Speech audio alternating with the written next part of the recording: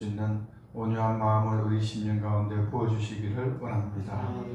그래서 또 주님 앞에 헌신해서 복받는 자가 되게 하여 주옵소서.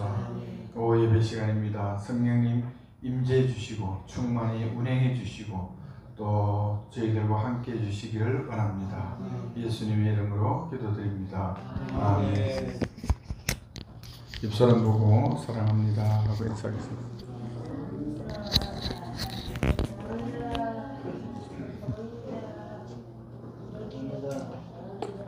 예, 나눠주세요.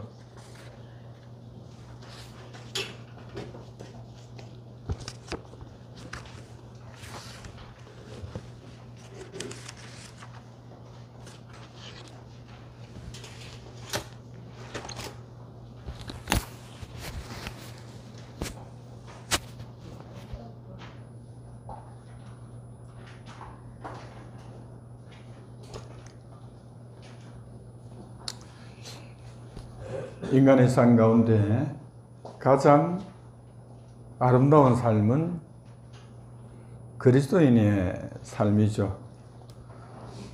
바르게 생활만 한다면 그리스도인의 삶이 가장 아름다운 그런 생활입니다.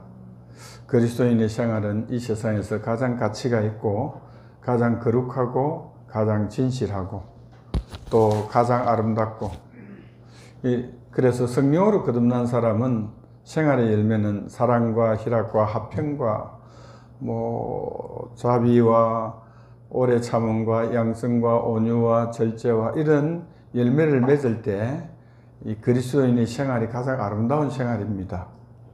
물론 이제 갓 출생한 그리스도인은 온전할 수는 없죠. 그러나 하나님의 거룩하신과 같이 우리도 거룩하라 이렇게 요구하십니다. 그리스도인은 구원받았기 때문에 거룩해져야 하죠. 베드로전서 1장 15, 16절 한번 읽어볼까요? 시작. 오직 너희를 부르신 거룩한 자처럼 너희도 모든 지혜에 거룩한 자가 되라. 기록되었으되 내가 거룩하니 너희도 거룩할지어다 하셨느니라. 내가 거룩하니 너희도 거룩하라. 이 레위기 주제절입니다. 레위기의 주제는 거룩이죠. 거룩이라는 것은 구별입니다. 거룩이라는 것은 하나님의 성품을 담는 거죠. 하나님의 성품 뭐가 있습니까? 거룩 있고 사랑, 오래 참고 많죠. 선하시고 자비하시고 또 능력이 많으시고 온유하시고, 그러니까 모든 좋은 성품 다 어디에서 왔다고 봐야 되겠습니까? 하나님께로 왔다고 봐야 되겠습니다. 그런데 하나님의 대표적인 성품은 뭘까요? 거룩이죠. 사랑이 아닙니다. 하나님의 성품, 속성을 순서를 매길 수는 없지만 사랑은 한 세 번째가 아닐까 그렇습니다. 요한계시록 4장에 보면은 하나님이 보좌에 앉으신 하나님을 소개하는데 4장 1절에 이리 올라오라. 요한 보고 이리 올라오라. 그래서 뭘 보여주실랑고 마땅히 될 일을 너희에게 보여주겠다 하고 이리 올라오라. 4장 1절에 그렇게 기록이 되어 있습니다. 그래서 어떤 일을 보여주실랑가 좋아서 올라갔죠. 마땅히 될 일이 보이는 것이 아니라 뭐가 보였습니까? 네? 보좌가 보였죠. 보좌. 마땅히 될 일을 보여준다 하면서 보좌를 보여주셨죠. 그럼 마땅히 될 일의 본분은 어디입니까? 보좌에서 마땅히 될 일의 본부라는 거죠. 그러니까 이 세상의 역사를 굴리시는 역사의 섭리의 주관자는 하나님이시다는 거죠. 마지막 시대가 요한계시록 말씀대로 이제 시작해서 끝나게 됩니다. 기록된 대로 그렇게 심판이 되죠. 그리고 요한계시록 5장에 보면은 보좌에 앉으신 성부 하나님의 오른손에 책이 있습니다. 안팎으로 빡빡하게 써진 그 책이 있죠. 그 책대로 하나님이 세상을 심판하시겠다는 거죠. 하나님은 하나님 마음대로 세상을 심판하시는 것이 아니라 어떻게 심판하십니까? 예, 기록한 말씀대로 심판하십니다. 항상 유다나 북이스라엘이나 유다를 남유다를 심판하실 때도 미리 뭐 하시고 말씀하시고 심판하십니다. 마지막 시대도 그냥 뭐 아무 말씀도 안 하시고 심판하시는 것이 아니라 기록된 말씀대로 그러니까 요한계시록에 기록된 말씀대로 하나님이 심판하시는 겁니다. 그리고 4장에 보니까 하나님의 모습이 형상이 없으시니까 보석으로 표현했는데 하나님의 첫 번째 모습은 벽옥 같고 다이아몬드죠. 흰색인데 하나님은 첫 번째는 거룩입니다. 흰색, 거룩. 그 다음에 홍보석 같고, 홍보석은 색깔이 뭔 색입니까? 빨간색은 뭡니까? 빨간색 사랑 아니고 공입니다. 공이. 진노를 상징합니다. 법대로 심판하겠다는 거죠. 예수님을 안 믿으면 다 법에 심판을 받아서 지옥 갈 수밖에 없죠. 예수님 때문에 우리가 죄를 면제받는 거죠. 그 다음에 무지개가 둘렀는데 이 언약 백성은 에메랄드, 자비, 녹보석이 또 있는 거죠. 녹보석은 뭘까요? 자비죠. 이제 사랑입니다. 사랑이라 할 수 있습니다. 그래서 하나님의 대표적인 성품은 거룩하십니다. 그래서 계시록 4장 8절에 보면 보좌 주변에 앉아있던 네 생물이라고 하는 천사들이 거룩하다, 거룩하다, 거룩하다, 밤낮 계속 거룩하다고 그렇게 소리칩니다. 하나님의 거룩을 선포합니다. 사랑이다, 사랑이다 이게 아니고 거룩하다. 이사야 6장에 서랍 알죠? 천사. 빼다지 아닙니다. 서랍 아닙니다. 서랍이라는 천사 그룹이 있고 서랍이 있고 천사장이 있고 천사가 있고 천사도 이렇게 직급이 있습니다. 근데 루시퍼는 어디 출신인지 압니까? 예? 장 출신 아닙니다.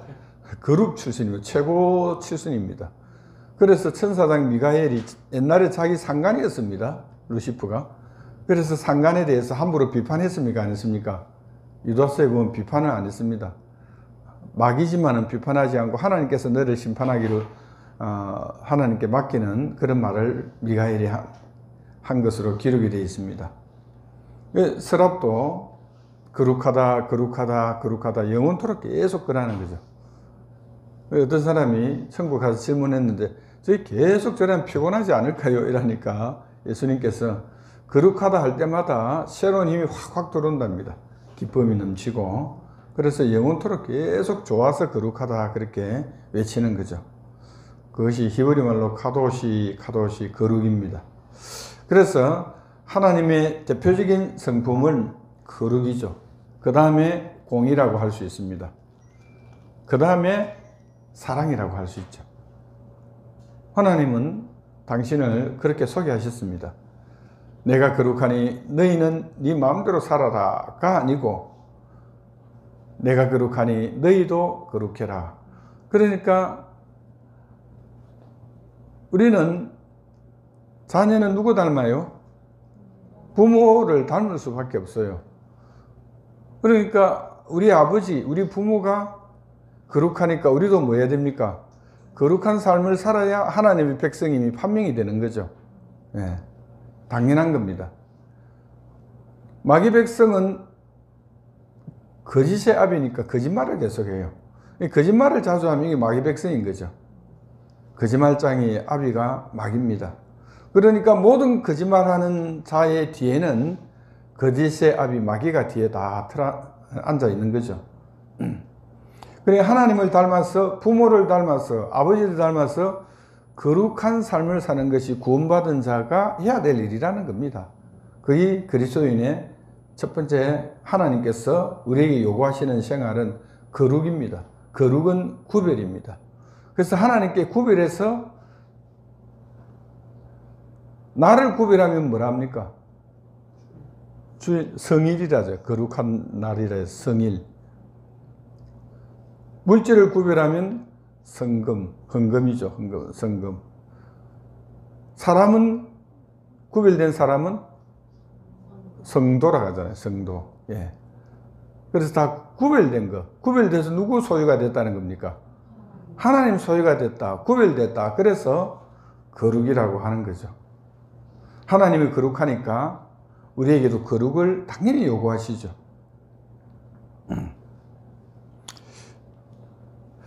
그런데 거룩한 사람만 하나님이 사용하신다는 거죠. 거룩하지 않는 자를 사용하면은 나중에 사고치면 하나님의 영광에 흠이 되는 거죠. 크게 부각되는 겁니다.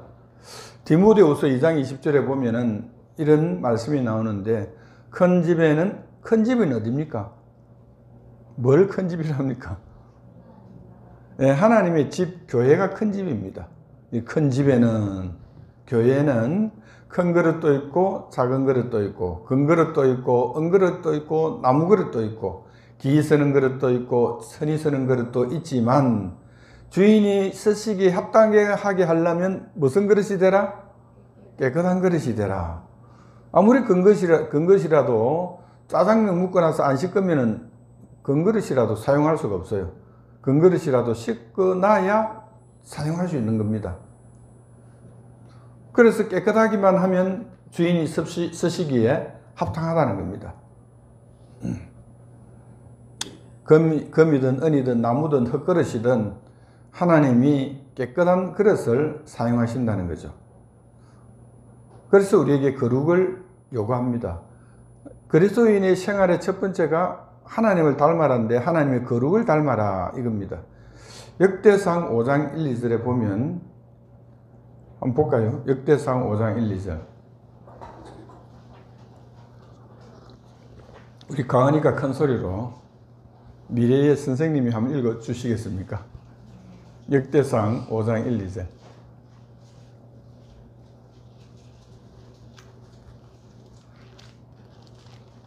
대상 5장 1, 2절.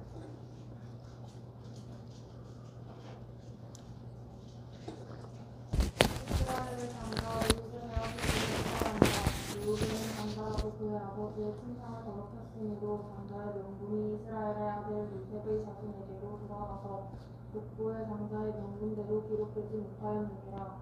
유다는 형제보다 뛰어나고 주권자가 유다에게서 났으나 장자의 명분은 요셉에게 있으리라. 예. 장자는 누가 장자가 됐습니까? 12아들 중에 요셉이 장자죠. 요셉이 장자는 두 몫을 받는데 두 몫을 받았습니까? 안 받았습니까?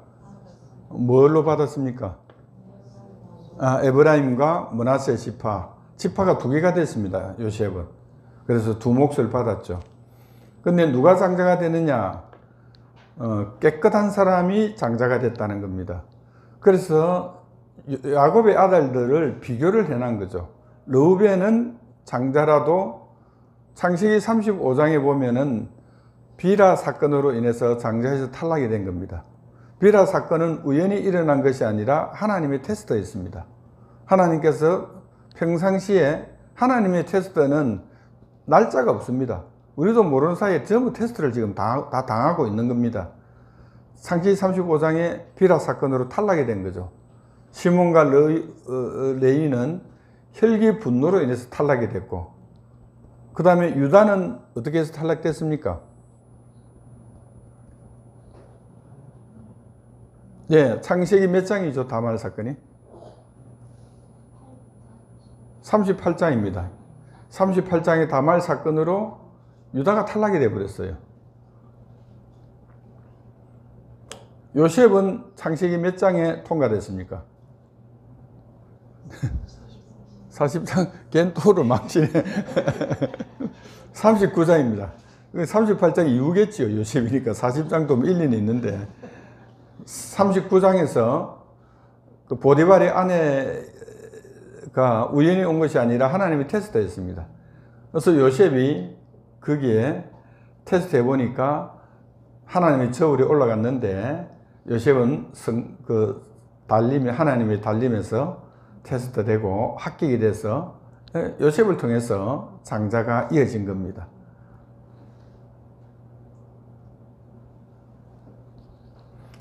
그러니까 나머지 자녀들도 테스트를 받았겠습니까? 안 받았겠습니까? 다 받았습니다. 성경에는 일일이 기록을 안 해도 그 다음에 계속 므낫세, 에브라임, 단 지파, 뭐 지파들이 많잖아요. 갓 지파, 스불론 지파, 이런 여러 지파들이 다, 지파들이 아니라 그 아들들이 다 평상시에 하나님의 테스트를 받았는데 맨 말째 요셉만 통과됐다는 겁니다. 그래서 요셉에게 장자권이 내려갑니다. 이건 뭐냐면은 하나님은 거룩한 사람을 세우신다, 이렇게 보시면 되겠습니다. 성경에 가장 성결해서 가장 오랫동안 쓰임받은 사람이 누구겠습니까?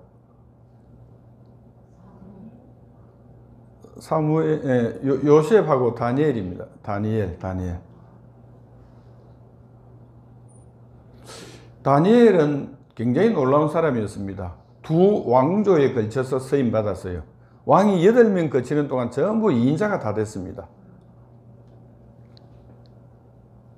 첫 번째, 바벨론 시대의 첫 번째 왕이 느부갓네살입니다. 국무총리였습니다. 그 아들이 에월 머르닥입니다. 국무총리였습니다. 그 아들이 사르넬입니다. 사르셀, 국무총리였습니다. 그 아들이 소알후드입니다. 그 시대에도 국무총리였습니다. 소알후드 밑에 나보니디스라는 왕이 있었는데 이 사람 밑에서 있을 때도 국무 2인자가 됐습니다. 나보니디스 다음에 누굽니까? 바벨론의 마지막 왕 벨사살 시대에도 이 사람이 2인자가 됐습니다. 느부갓네살, 에올므르닥, 사레셀, 그 다음에 소알후드, 그 다음에 나보니디스, 벨사살, 왕이 몇 명입니까? 6명이잖아요. 그 다음에 페르시아로 넘어가잖아요. 메데바사의 다리오, 그 아들이 누굽니까? 아들이 아니라 사이 고레스. 8명 왕에 걸쳐서 국무총리였습니다. 왕조가 바뀌었는데도, 왕만 바뀌어도 국무총리가 되는데 나라가 바뀌었는데도 계속 국무총리합니다. 이 보통 사람이 아니에요. 왕이 다니엘을 알아본 겁니다. 너무너무 정직하고 성실하고 깨끗한 삶을 사니까 온 나라 사람이 다니엘을 다 인정을 한 겁니다. 세계 역사적으로 이런 사람은 못 찾아봅니다. 우리나라도 대통령 바뀌면 국무총리 다 바뀝니다. 대통령 바뀌어가지고 국무총리 계속해 주세요 하는 사람이 한 명도 없었습니다. 이때까지.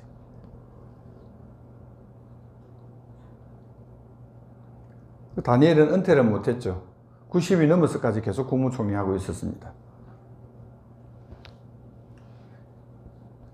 15살인가 20살 사이부터 국무총리 시작하더만 계속 국무총리를 했습니다. 그 이유는 뭐냐면 다니엘서 1장 8절에 다니엘은 어렸을 때부터 자기 삶의 목표를 세웠습니다. 왕이 마시는 우상 숭배죠. 진미와 포도주로 자기를 더럽히지 않기로 굳게 결심하고, 어릴 때부터 성결한 삶을 살기로 굳게 뭐하고 결심하고 그것을 실천하고 생명 걸고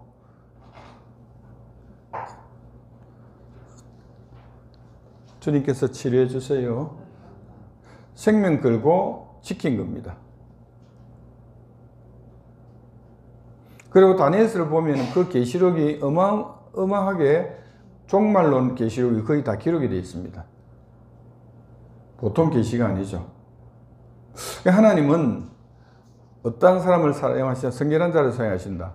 그래서 우리가 첫 번째 그리스도인의 생활은 하나님이 우리에게 요구하시는 것은 뭐다?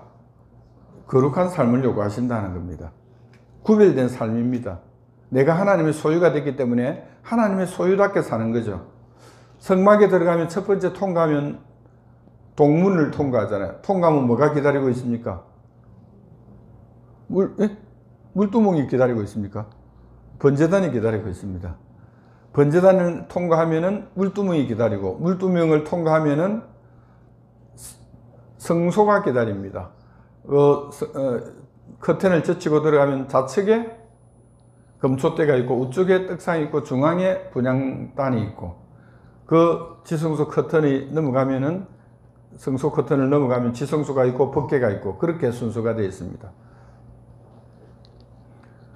제사장이 주로 가는 데는 번제단에서 제사를 지내고 분향단으로 들어갑니다. 그리고 피를 가져와서 분향단 네 뿔에 바르고 이 사람이 이런 죄를 지었는데 용서를 구합니다 하고 하나님께 아뢰면 하나님께서 소자에 가서 이야기해라. 네 죄를 용서받았다고 해라. 그러면 그 음성을 듣고 제사를 지낸 그 죄인에게 이야기하면 그 죄인은 좋아서 기뻐서 이제 돌아갔다. 그렇게 전에 내려오는 전승에 그렇게 기록이 되어 있습니다. 실제로 이제 그렇게 제사를 드렸고, 금첩대는 하루에 한 번 정도 기름 부으러 들어가고, 떡상은 일주일에 한 번 갈아줍니다. 분향단은 불붙이러 하루에 한두 번 불을 감금하러, 점검하러 이제 들어갔다는 거죠. 그래서 제사장은 주로 어디를 왔다 갔다 하느냐면은 번제단에서 분향단으로 주로 왔다 갔다 합니다. 그럼 그 사이에 물두멍이 있죠. 거기서 수속을 씻어야 됩니다. 안 씻으면 어떻게 될까요? 수속을 안 씻으면 죽습니다. 그래서 제사장의 머리띠에는 여호와께 성결이라는 머리띠가 있습니다. 머리띠를 딱 두르고 제사장 모자를 쓰고 왔다 갔다 번제단과 분향단을 왔다 갔다 하는 겁니다. 그러니까 제사장은, 우리가 제사장인데 성막에서 봉사하는 봉사의 기초가 뭡니까? 성결, 거룩이라는 겁니다. 무조건 들어갈 때 물두멍에서 씻고 나올 때 물두멍에서 씻고 계속 씻어야 됩니다. 말씀으로 씻듯이 신약에는. 그래서 죽기를 면해라는 거죠. 하나님은 우리에게 거룩하기를 요구하십니다. 우리 안에 거룩하지 않는 본성이 있기 때문에 자꾸 싸움이 일어나죠. 그래서 그 싸움에서 승리해서 거룩하라 하는 겁니다. 빌립보서 2장 13절 한번 읽어봅니다. 시작.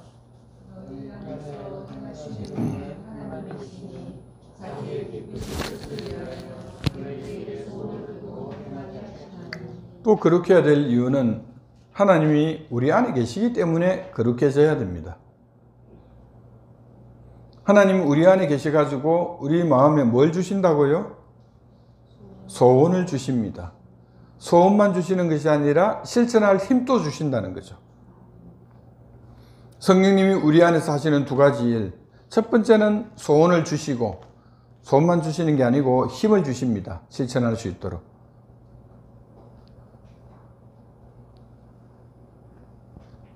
그래서 우리가 거룩한 삶을 우리가 마음을 쓰면, 마음을 다하면 살 수 있다는 겁니다. 못 사는 것이 아니라.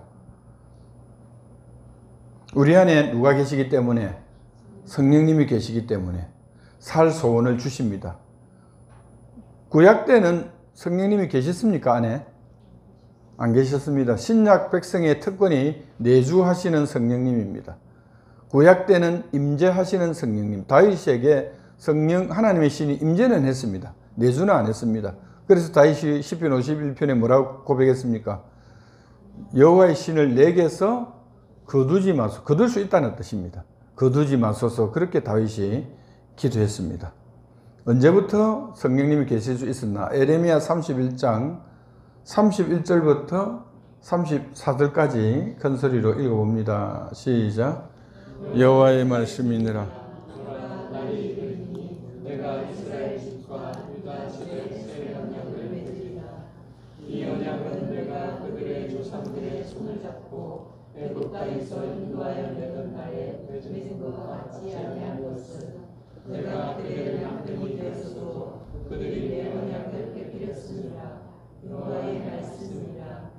그러나 그날 후에 내가 이스라엘 집과 맺을 언약은 이러하니 곧 내가 나의 법을 그들의 속에 두며 그들의 마음에 기록하여 나는 그들의 하나님이 되고 그들은 내 백성이 될 것이라. 여호와의 말씀이니라. 그들이 다시는 각기 이웃과 형제를 가리켜 이르기를 너는 여호와를 알라 하지 아니하리니 이는 작은 자로부터 큰 자까지 다 나를 알기 때문이라.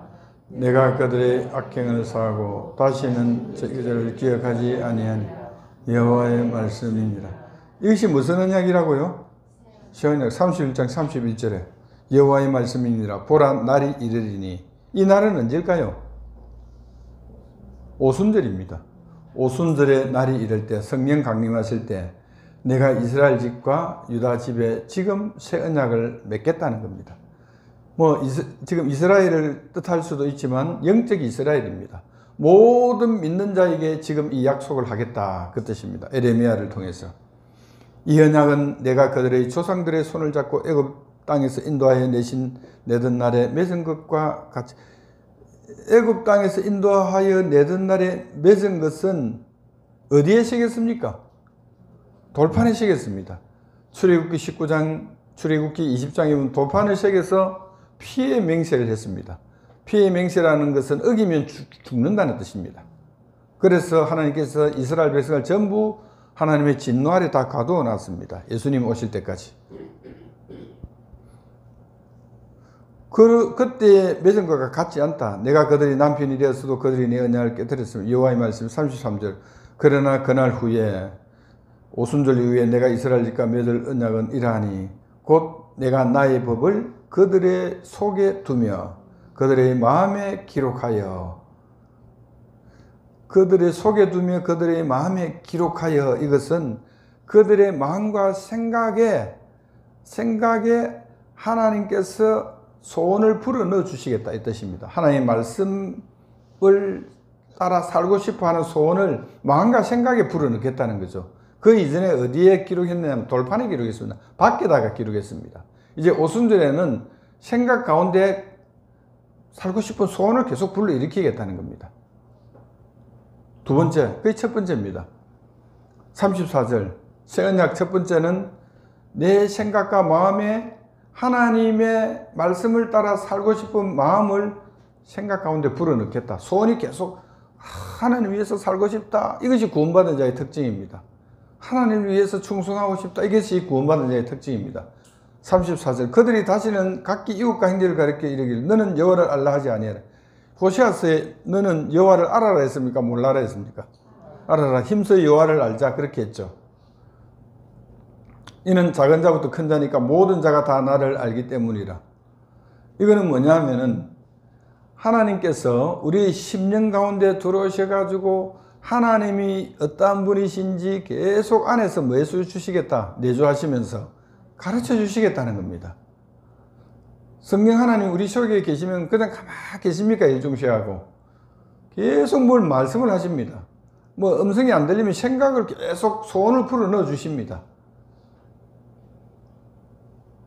그러니까 하나님을 경험적으로 알 수 있는 거죠. 그래서 구약처럼 알라 하지 않는 것은 안에서 하나님이 계속 가르쳐 주시겠다는 거죠. 내가 그들의 악행을 사고 다시는 그렇게 해도 소원을 주시고 하나님을 알려주시고 체험하게 하셔도 죄를 지어요, 안 지어요? 짓습니다. 많이 줄겠죠. 그래도 지어도 내가 그들의 악행을 사고 다시는 그 죄를 그래도 회개함을 전제로 죄를 다 용서해 주시겠다고 그렇게. 이게 새 언약입니다. 그러니까 새 언약은 율법에 새겨 놓은 것이 아니라 마음에 새겨 놓은 겁니다. 마음에 의역하면은 말씀대로 살 마음과 생각을 불어넣어 주겠다. 의역하면 이렇게 되는 거죠. 두 번째는 뭡니까? 어린아이부터 어른에 이르기까지 하나님을 알라 하지 아니할 것은 우리가 힘써 여호와를 알자 했지만 그런 것이 아니라 성령을 보내서 하나님의 말씀대로 살 생각과 마음을 불러일으켜 주겠다는 거죠. 하나님이 내 안에서 계속 말씀하신다는 거예요. 소원을 주신다는 겁니다.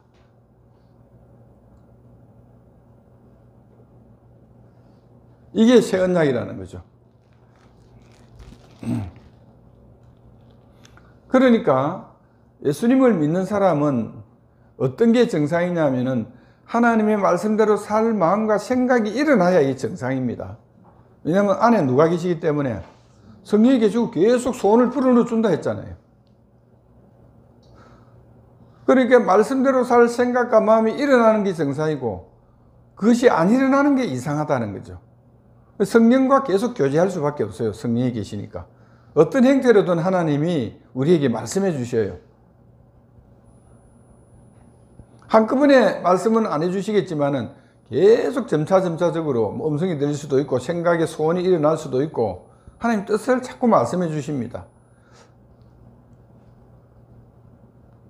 그러니까 인격적으로 체험적으로 주님을 계속 경험해 나가는 거죠. 그러다가도 죄로 넘어질 수가 있습니다. 세 번째의 새 언약의 약속은 뭡니까? 그 죄 지은 자를 긍휼히 여기고 회개하는 것을 전제로 그 죄를 내가 다시 기억지 않겠다. 이게 새 언약입니다. 새 언약 알겠죠? 네. 3.1 기억해야 됩니다. 에레미야 31장 31절. 로마서 8장 6절에 성령이 안 온 자는 뭘 쫓고?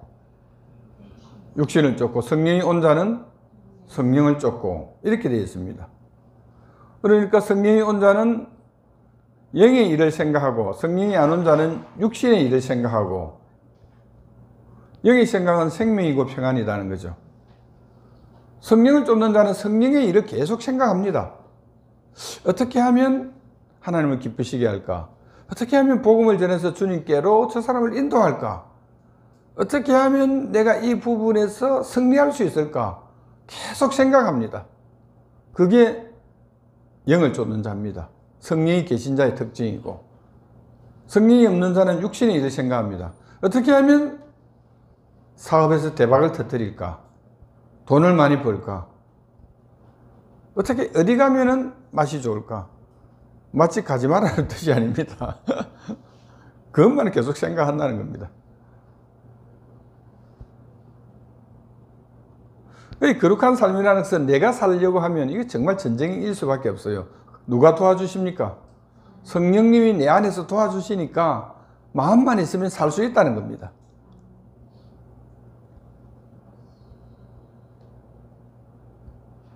하나님께서 우리 마음에 생각과 마음을 주셔도 또 어려움이 좀 있습니다. 어떤 어려움이 있느냐 하면은 우리 제일 안에 영 속에는 누가 계십니까? 성령님이 계시고, 그 다음에 혼과 프레시, 육신 속에는, 육 속에는 누가 또 자리 잡고 있습니까? 악한 재성이 있고, 재성을 발판으로 악한 영이 역사를 합니다. 혼적인 요소와 육적인 요소에. 그래서 성령을 쫓는다는, 성령 충만한 것이 뭘 뚫고 나와야, 육신을 뚫고 나와야 그리스도인이 생활을 할 수 있는 겁니다. 뭘 뚫고 나와야 될까요? 영 속에서. 영에서 혼을 뚫고 나와야 됩니다. 혼적인 생각, 잘못된 생각을 파괴시키고, 경관진을 파괴시키고, 그 다음에 그 혼적인 생각을 파괴시킨 것이 육으로, 모든 그 하나님의 말씀의 실천은 뭘로 합니까? 몸이 하는 겁니다. 몸이. 교회 와도 몸이 와야 되잖아요. 전도를 해도 몸이 가야 됩니다. 그래서 몸 건강관리 주를 위해서 열심히 하시기를 축복합니다. 몸이 움직여야 상이 있는 겁니다. 그래서 몸이 하는 거예요. 그래서 몸을 돌파하고 나와야 삶이 이루어지는 겁니다. 아시겠죠? 그러니까 영을 쫓는 자는 영의 일을 생각할 때 혼적인 그 악한 영의 생각을 파괴시키고 나와야 됩니다. 영을 뚫고 나와야 되죠. 영을 뚫고 나오면 됩니까? 또 그 혼을 뚫고 나오고, 그 다음에 육을 뚫고 나가야 밖에 세상에서 실천할 수 있다는 겁니다.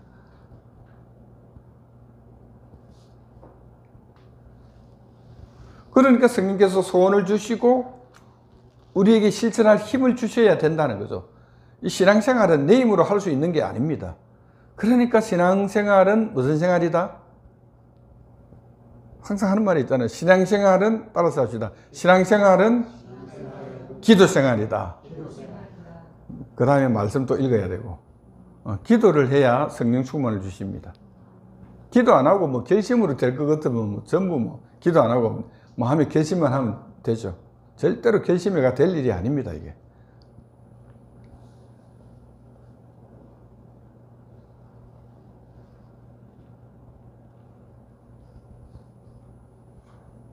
그래서 예수님을 믿는 사람이라면 당연히 영을 쫓는 삶을 살아야 되고 거룩한 삶을 살아야 되는 거죠. 하나님의 대표적인 성품이 뭐라고요? 거룩. 자녀들에게 뭘 요구하십니까? 거룩. 내가 거룩하니 너희도 거룩하라. 이렇게 우리에게 요구하십니다. 그 다음에 주님의 뜻대로 사는 것이 어렵나요? 어렵다, 힘들게 느껴지는 것은 내가 새로운 사람이 되었다 하는 인식이 없기 때문입니다. 저는 계속 로마서 6, 7, 8장을 계속 보고 있습니다. 근데 거기 보면은 새로운 사람이 된 것이 세뇌된 것이 아니고 실제로 그렇게 된 겁니다. 그걸 여겨야 되고 믿어야 됩니다. 믿을 때 내가 새 사람의 행위가 나옵니다. 예. 새로운 사람이 우리 된 거예요. 그걸 인식해야 됩니다. 내가 예수님을 믿었는데 성령이 왔다는 것을 인식하고 성령을 통해서 새 사람이 됐다는 것을 인식해야, 그것을 믿어야 우리가 하나님의 요구대로 살 수가 있다는 거죠. 인식이 없으면 그대로 살 수가 없어요. 성령이 오시면 내게 거룩한 소원을 일으켜 주십니다. 옛날에는 예수님 믿기 전에 그런 소원이 있었습니까, 여러분? 없었잖아요. 태어나자마자 나는 거룩한 삶을 살아야지 이라는 사람 아무도 없어요.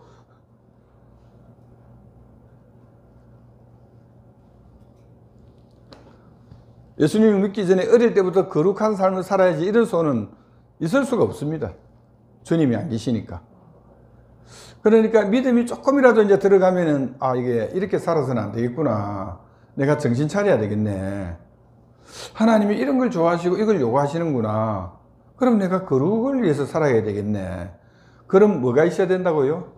인식이 있어야 됩니다.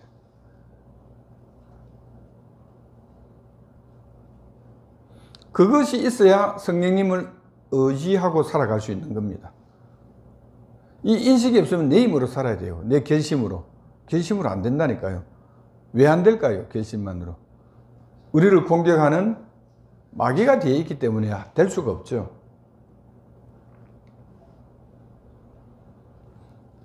성령님이 왔을 때는 우리가 그 새로운 사람이 됐다는 것을 인식해야 되는데, 그것을 인식하지 못하면 사람들은 다 과거에 매입니다. 과거에 내가 강도였는데, 과거에 내가 우상숭배했는데, 오늘 오전 말씀에도 금방 우상숭배하는 사람도 누구 편에 서면 됩니까? 모세 편에 서면 과거 일을 묻지 않는다니까요, 하나님은. 십자가상의 강도도 예수님 나라 임하실 때 내를 생각만 해달라고 했을 때 네 오늘 낙원에 있으리라 구원받았잖아요. 네 옛날에 강도질했잖아요. 이런 거 안 묻습니다, 주님은. 옛날에 무슨 삶을 살았든지 간에 주님께 돌아오는 다 하나님께 다 받아주셔요. 네. 과거에 매이지 말라는 겁니다. 과거에 매이지 말고 내가 새 사람이 됐다는 인식을 가져야 돼요. 네.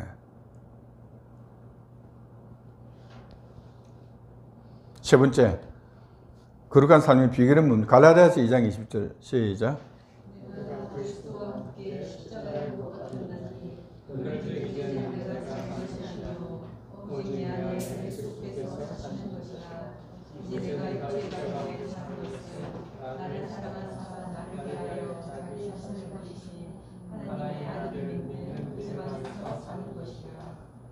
거룩한 삶을 사는 비결은 여기에서는 내가 죽는 겁니다. 자아가 죽는 거죠.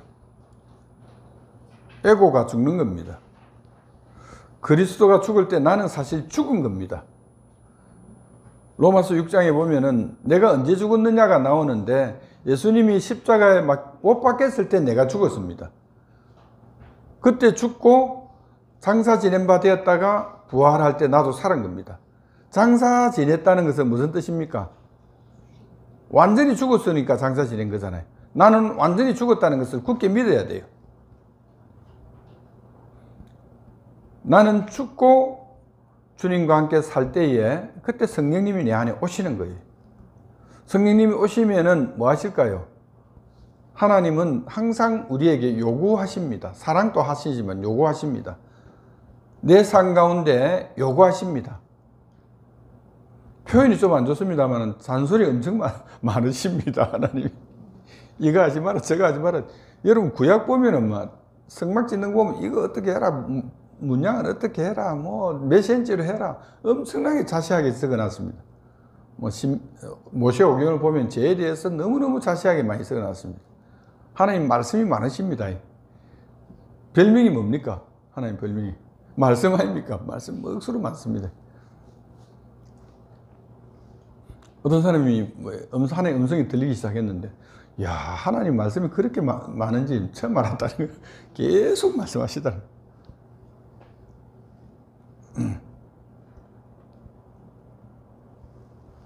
하나님 우리에게 요구하신다는 겁니다.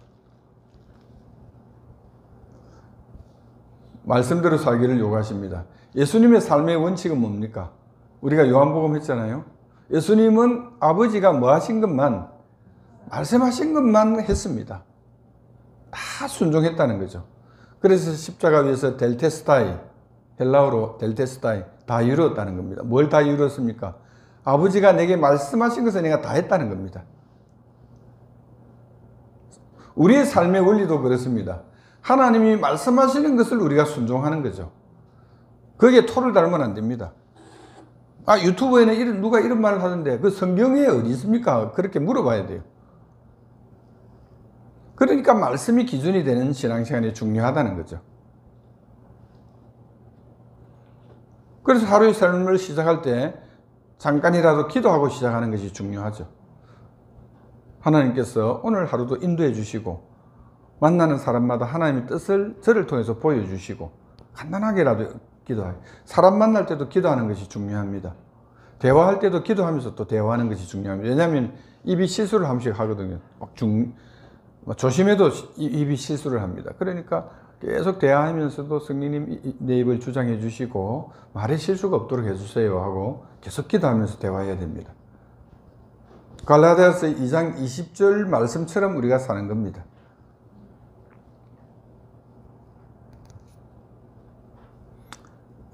그 다음에 네 번째, 그리스도인은 복음에 맞게 생활해야 된다. 첫 번째, 생활하려면 성경을 상고하는 거죠. 마태복음 4장 4절 시작.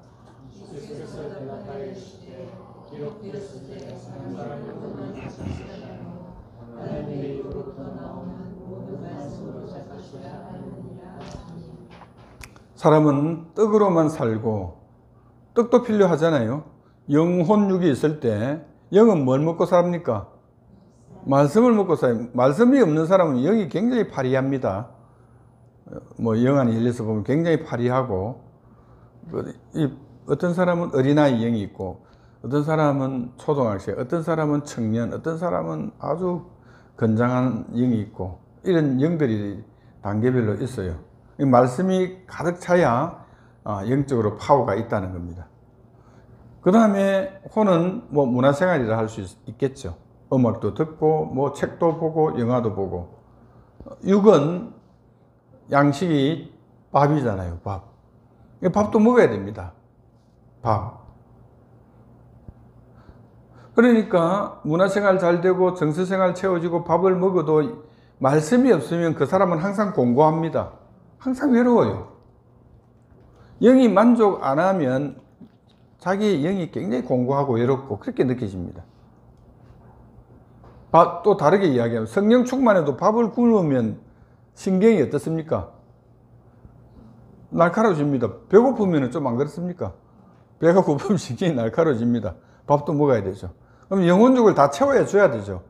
그런데 중요한 거는 혼과 육은 약간 최소한 정도 하고 영의 양식을 많이 채우는 것이 중요하다는 겁니다. 뉴스 너무 많이 보지 말고 혼적인 뉴스 너무 많이 보지 말고 뭐 안 볼 수는 없겠지만은 말씀을 많이 읽으라는 뜻이죠. 말씀을 많이 읽으면은 이 큰 잣대가 세워집니다. 그럼 물이 들어오면은 미역도 걸리고 뭐도 걸리고 막 걸리는 게 있어요. 그러니까 말씀이 있으면은 삶 가운데 건지는 게 많이 있다는 겁니다. 말씀이 있으면은 나도 모르게 성경적 가치관이 내 마음속에 딱 정립이 됩니다. 인생은 모든 일이 다 결정입니다. 결정. 어떻게 무엇을 결정해야 될 것인가, 이게 중요한데, 말씀이 있는 사람은 말씀대로 결정해 버립니다. 내가 이걸 해야 되나 말아야 되나, 어떻게 해야 되나, 이렇게 할 때에 이걸 해야 되겠다 라고 생각할 때, 말씀이 있는 사람은 말씀대로 다 결정해 버립니다. 그래서 말씀을 많이 풍족하게 먹어야 되는 거죠. 이 문제는 이것이 하나님 뜻이겠네 하고 대답은 이제 딱 들어오는 겁니다. 말씀이 있는 사람. 두 번째는 기도죠. 기도. 호흡이죠. 대화입니다. 쉬지 말고 기도하라. 쉬지 말고 기도하는 사람은 없죠. 24시간 기도합니까? 없잖아요. 이것은 다르게 보면은 이것은 복음이죠. 쉬지 말고 기도하라는 것은 언제 기도해도 언제든지 뭐 하시겠다는 겁니까? 듣겠다는 그 뜻입니다. 그것이 쉬지 말고 기도하라는 뜻입니다. 무시기도죠. 무시기도. 24시간 기도할 수 없죠. 인간이 어떻게 24시간 기도합니까? 순간순간 톡톡 기도하는 겁니다. 버스 타고 가면서, 걸어가면서 무시기도를 하죠. 지나가면서 생각나는 거, 하나님 이거는 뭐 어떻게 해야 되겠습니까? 하나님 이거는 어떻게 할까요? 무시로 기도하는 거죠.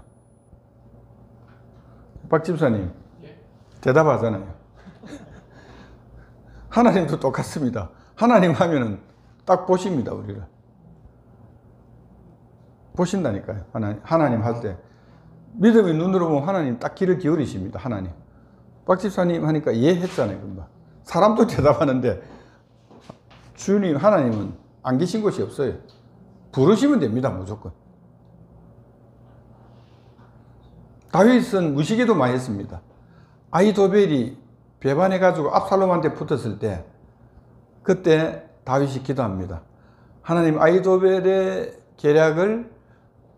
계략이 취소되게 해주세요. 이렇게 기도했습니다. 그때 누가 뛰어옵니까? 응? 후세. 이야, 맞습니다. 후세. 역시 말씀의 사람들이네. 후세가 뛰어옵니다. 후세가 뛰어와가지고 그쪽으로 가가지고 아히도벨의 계략이 채택이 안 되도록 압살롬에게 채택됐으면 다윗이 죽었죠. 안 되도록 그렇게 하십니다. 그리고 다윗이 길 가면서 기도한 겁니다. 그 기도를 무릎 꿇고 주여 삼창하고 이렇게 안 했습니다. 기도는 막 그렇게 시간 내서 막 기도 환경을 만들고 그럴 필요 없어요. 길 가면서 기도한 겁니다. 다윗이. 느헤미야도 왕이 물었을 때 잠시 뭐 하고 있습니까? 묵도하고 하늘의 하나님께 묵도하고 묵상하고 잠시 기도한 겁니다. 한 1, 2초 됐겠죠.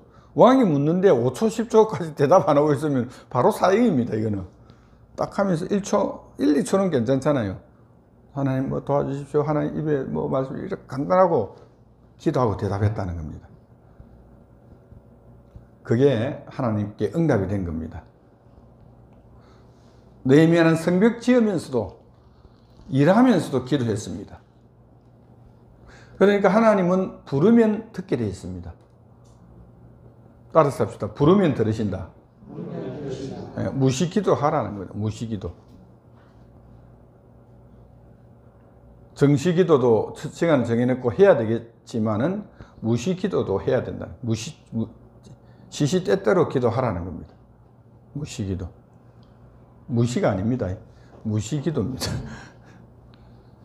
전도하는 거죠. 사도행전 1장 8절 시작.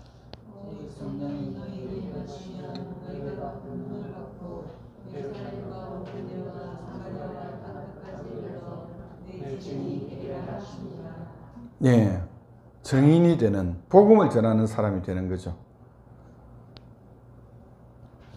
성경의 제일 큰 약속은 창세기 12장부터 아브라함에게 주신 약속입니다. 창세기 28장, 창세기 3장, 창세기 49장, 그 동일한 약속입니다. 아브라함을 통해서 하늘의 별과 같고 바닷가의 모래와 같은 자손을 주겠다. 그 다음에 가나안 땅을 주겠다. 두 번째 약속. 세 번째는 복의 근원인 예수를 보내주겠다. 메시아를 보내주겠다. 그리고 그 메시아를 통해서 천하 만민이 복음으로 예수님께 돌아와서 구원을 받을 거다. 이게 네 가지 성경 창세기부터 요한계시록까지 흐르는 최고의 약속입니다. 그래서 아브라함 시대에 출애굽할 때에 출애굽기 1장에 보면 이스라엘 자손이 생육하고 번성하고 중도하고 장대하고 4번이나 반복됩니다. 이게 뭡니까? 왜 반복을 할까요? 첫 번째, 큰 민족이 이루어졌다는 것을 강조하기 위해서 그렇게 기록해 놓은 겁니다. 이스라엘 백성이 첫 번째 약속을 이뤘고, 가나안 땅은 얻었습니까? 못 얻었습니까? 얻었죠. 땅도 얻었잖아요. 혈통도 있고 민족도 있고 땅이 있으니까 이제 누구 모으면 됩니까? 예. 그 메시아가 어느 민족을 끼고 어느 땅에는 오셔야 될 거 아닙니까? 그래서 유대 민족을 통해서 가나안 땅 베들레헴 에브라다에 예수님이 오신 겁니다. 자, 예수님 오셔서 십자가를 지시고 제 문제를 해결했습니다. 근데 이제 남은 약속은 뭘까요? 천하 만민이 온 전 세계가 예수님을 믿고 돌아오는 그 일이 남았습니다. 그러면 천하 만민이 주님께 돌아오는 일에 우리가 뭐 해야 되겠습니까? 헌신하고 쓰임 받아야 됩니다. 이것이 굉장히 중요한 내용입니다. 하나님께서 제일 기뻐하시는 거죠. 천하 만민이 주님께 돌아오는데 그 일을 나에게 맡기셨다는 겁니다. 내가 해야 돼요. 그래서 교회에서 은혜 받고 교회에서 또 믿음을 또 키워서 밖에 나가서 복음을 전해야 돼요.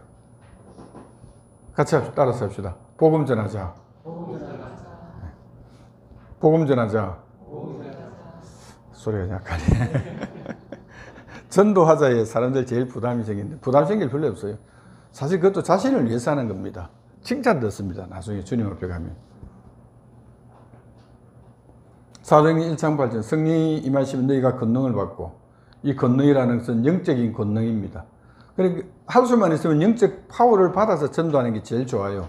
선물 전도도 좋지만은 영적 은사를 가지고 전도하는 것이 좋다는 겁니다. 성령의 능력으로 전도하라는 거죠. 베드로전서 4장 10절 시작.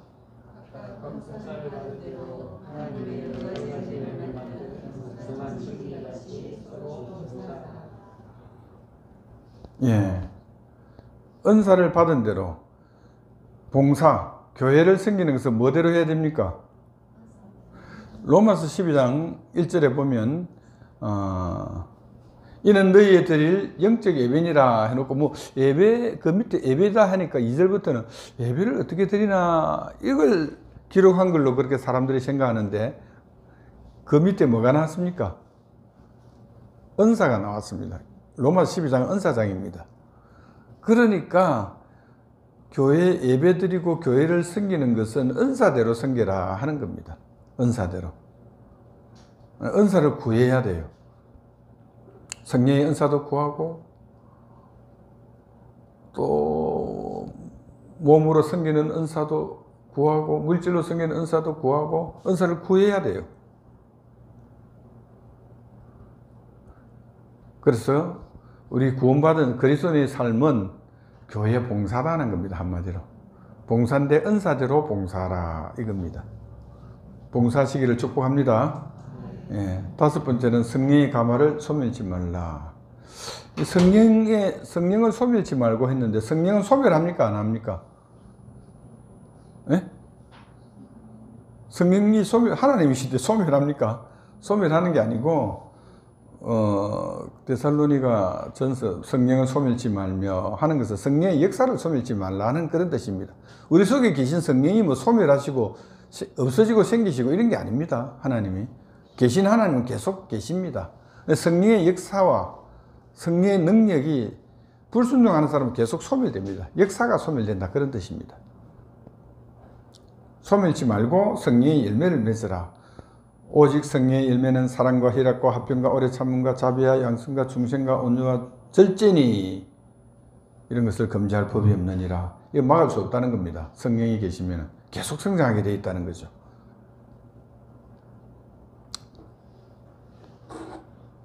이게 전부 다 오늘 아침에 했듯이 솜이잖아요. 부드럽잖아요. 성령의 성품은 부드러움입니다. 이거 어떻게 하느냐면 이 9가지 중에 내가 좀 있는 것도 좀 있을 거예요. 뭐 100%는 아니지만 뭐 사랑이 있고 기쁨도 있고 화평도 있고 뭐 근데 오래 참으면 좀 없고 이 있는 거는 동그라미 치고 없는 거는 어중간한 거는 세모표 치고 없는 거는 꼬표를 쳐요.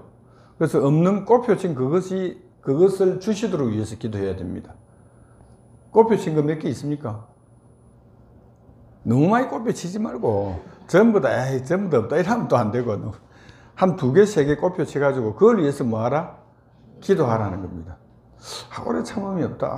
하나님 저 왜 못 참을까요? 계속 오래 참음에 열매를 맺도록 기도하라는 겁니다.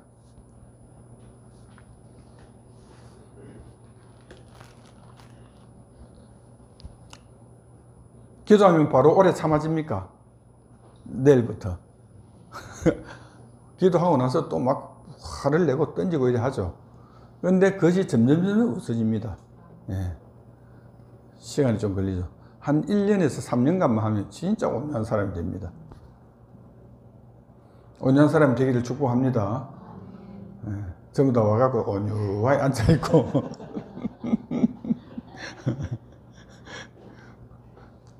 작은 예수로 다 되기를 축복합니다. 예, 다 작은 예수님이 돼야 돼요. 온유한 것도 습관이고 싸우는 것도 습관이고 혈기 내는 것도 습관입니다. 도박하는 것도 뭡니까? 습관이고 술 마시는 것도 습관입니다. 그러니까 안 좋은 습관에 대해서는 기도하고 고쳐야 되겠죠. 계속 기도하는 거죠.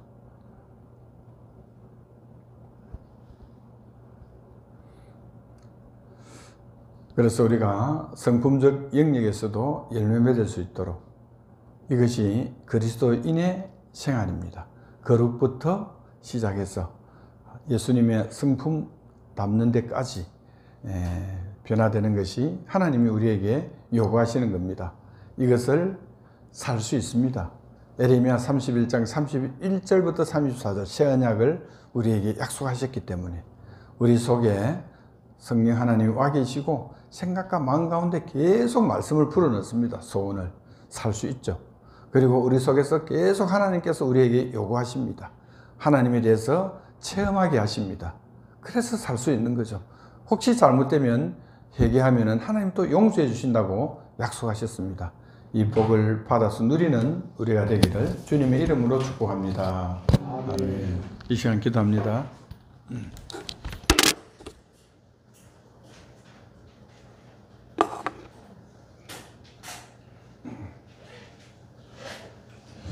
이 시간 성령 하나님께서 우리 심령 가운데 더 강하게 역사하시도록 위해서 기도하고